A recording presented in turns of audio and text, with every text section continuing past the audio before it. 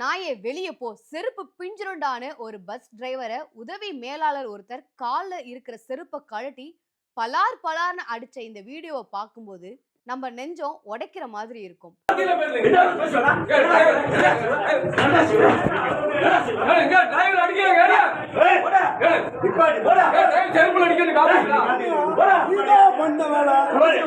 மதுரையிலிருந்து திருப்பூர் ரூட்ல பஸ் ஓட்டுற பஸ் டிரைவருக்கு பயணிகளுக்கும் ஞாயிற்றுக்கிழமை லேட்டா பஸ் எடுத்தனால பிரச்சனை வாக்குவாதமா மாறி இருக்கு.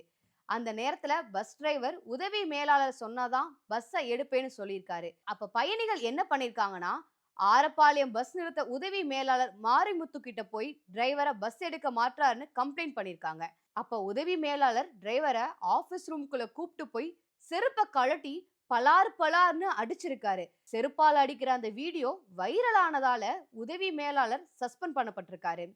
சக மனுஷன்னு கூட பார்க்காம ஒருத்தரை இப்படி அவமானப்படுத்துறது அதிகார திமிரோட உச்சம். அந்த அளவு ஸ்டாலின் ஆட்சியில அரசு அதிகாரிகளோட அராஜகம் அதிகமா இருக்கு. இதையெல்லாம் பார்த்தா தமிழ்நாட்டுல அரசாங்க ஆட்சி தான் நடக்குதா இல்ல சர்வதிகார ஆட்சி நடக்குதானே தெரியல. செருப்பால் அடிச்சவரை இப்ப சஸ்பெண்ட் பண்ணியிருந்தாலும் இதுக்கப்புறம் எல்லாரும் திருந்திடுவாங்களான்னு நிச்சயம் இல்லை.